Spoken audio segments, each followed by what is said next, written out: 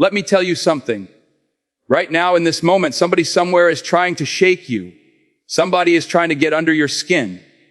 Somebody is testing you, provoking you, waiting to see if you'll break. And here's what I need you to understand: the moment you react, the moment you lose your cool, the moment you give them what they're looking for, you've already lost. So the question is not whether they're coming for you. The question is, are you going to give them the power? See, most people think silence is passive. They think being unbothered means you don't care. They think if you're not fighting back, you're weak. But let me tell you what silence really is. Silence is strength. Silence is control. Silence is you saying, I am not moved by you. I am not governed by you. I answer to something higher. Look at nature. Look at a mountain. You can scream at it, curse at it, throw rocks at it. And what does it do? Nothing. It stands, it remains. And that's not weakness. That's the ultimate display of power. The mountain doesn't need to respond to prove it's a mountain. It just is. And that's what you need to understand about silence. When you refuse to react, when you refuse to be provoked, when you refuse to lower yourself to engage with every fool who wants your attention, you're not being passive. You're being powerful. The weakest person in the room is the one who can't control their mouth. The weakest person is the one who has to respond to everything, who has to have the last word, who has to prove they're right. Because that person is being controlled by their ego, controlled by their insecurity, controlled by their need for validation. But the person who can sit there, absorb the insult, feel the sting, and still choose silence, that person is operating from a place of supreme strength. That person has mastered themselves. And here's what most people don't realize is silence is active, not passive. Silence is a choice. Silence is strategy. Silence is you refusing to give away your power.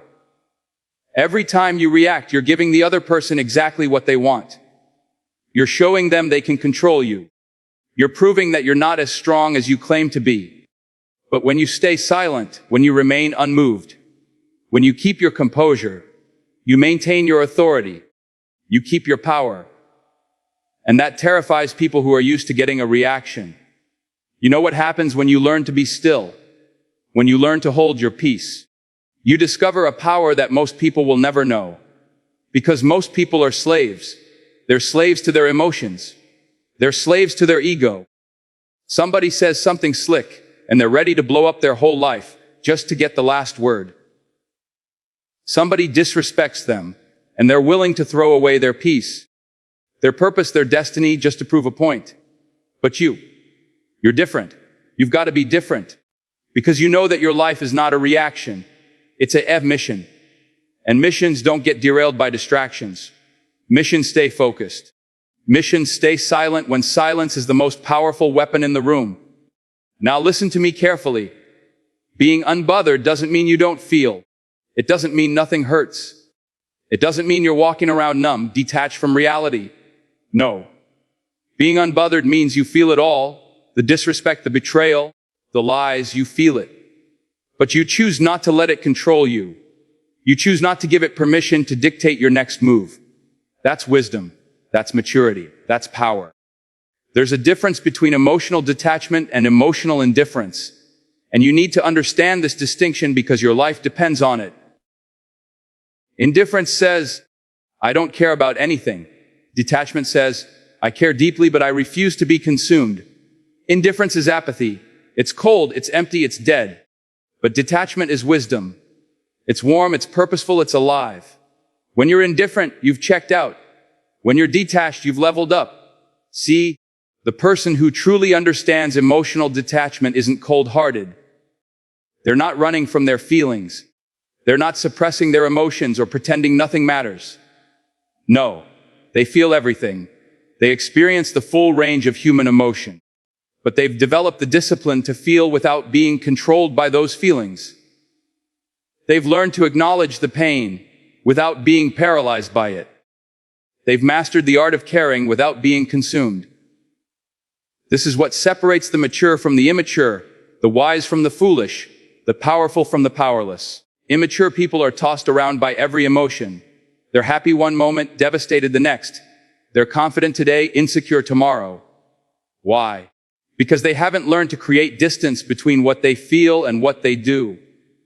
But the wise person, the mature person, the person who's truly unbothered, they understand that feelings are information, not instructions. Emotions tell you something is happening, but they don't get to tell you what to do about it. You feel the anger, but you don't have to act on it. You feel the hurt, but you don't have to be defined by it. You feel the frustration, but you don't have to let it derail your purpose. You see, when somebody can push your buttons whenever they want, when somebody can make you angry whenever they choose, when somebody can steal your peace with just a few words, who's really in control? Not you. Them. They own you. They control your emotions. They decide when you're up and when you're down. And that's no way to live. That's not freedom. That's bondage. Think about it. If I can say one sentence and ruin your entire day, I own you. If I can make one comment and you lose your mind, I'm controlling you. If I can send one message and you can't sleep at night, you're not free. You're a puppet, and I'm pulling the strings. And the tragedy is that most people go through their whole lives like this, being jerked around by other people's words, other people's actions, other people's opinions. They wake up in a good mood until somebody says something, and then they're angry for the rest of the day. They're doing fine until they see something online, and now they're upset. They were at peace until someone from their past resurfaced, and now they're disturbed. That's not living. That's reacting. That's being at the mercy of everything and everyone around you. And you have to ask yourself a hard question: who's writing the script of my life? Am I the author? Or am I just responding to whatever comes my way? Because if you're just responding, if you're just reacting, if your emotional state is determined by external circumstances, then you're not in the driver's seat. You're in the passenger seat, and everybody else is taking turns at the wheel. But here's the truth that'll set you free: you get to choose. You get to decide what affects you and what doesn't. You get to determine what deserves your energy and what deserves your indifference. Nobody can make you feel anything without your permission. Nobody can control your emotions unless you hand them the remote control. So take it back. Take back your power. Take back your peace. Take back control of your own life. But when you decide, when you make the decision that your peace is not for sale, that your joy is not negotiable, that your purpose is more important than your pride, everything changes, everything. Because now you're operating from a place of strength. Now you're moving with intention. Now you're unshakable. And let me tell you what happens when you become unshakable. People don't know what to do with you. They throw their worst at you, and you don't flinch. They come at you with lies, accusations, provocations, and you just keep walking. You keep moving. You keep building. You keep rising. And it drives them crazy. Because the only power they had over you was the power you gave them. And you just took it back.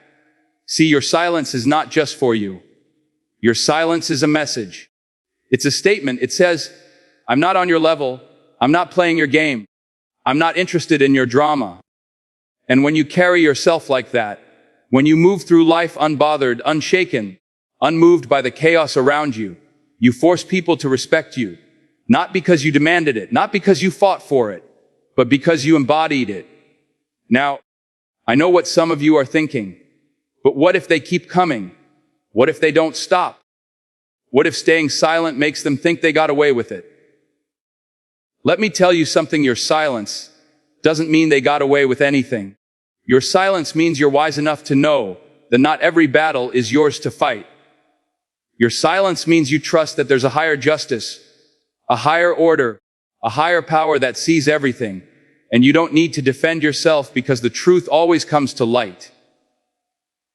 When you understand that, when you really get that, you stop needing to prove yourself. You stop needing to have the last word. You stop needing to make sure everybody knows your side of the story, because you know something they don't. You know that your life, your character, your integrity, it speaks for itself. And the people who matter, the people who are supposed to be in your life, they already know who you are. You don't have to convince them. Here's what I've learned. The people who are secure in themselves, The people who know their worth, the people who are anchored in purpose. They don't feel the need to respond to everything. They don't feel the need to defend every accusation. They don't feel the need to correct every lie. Because they know that their work, their life, their very presence is the answer. They know that time reveals all things. They know that patience is power. But the person who's insecure, the person who's unsure of themselves, the person who's not rooted in anything real, they'll fight every fight. They'll respond to every comment. They'll engage in every argument. Because they need external validation. They need people to know they're right. They need to win every confrontation just to feel like they matter. And that's exhausting. That's draining. That's a prison. You want to know what real freedom looks like? Real freedom is being so secure in who you are that nothing anybody says can shake you. Real freedom is being so confident in your purpose that you don't need applause to keep going. Real freedom is being so anchored in truth that lies can't move you. That's freedom. That's power. That's peace. And let me tell you about peace. Peace is not the absence of trouble. Peace is not everything going your way. Peace is not everybody treating you right. No. Peace is you being steady in the middle of the storm. Peace is you being calm when everything around you is chaotic. Peace is you being unbothered when people are trying their hardest to bother you. That's peace. And that kind of peace, that kind of unshakable, immovable, deep-rooted peace, that's what people see and can't explain.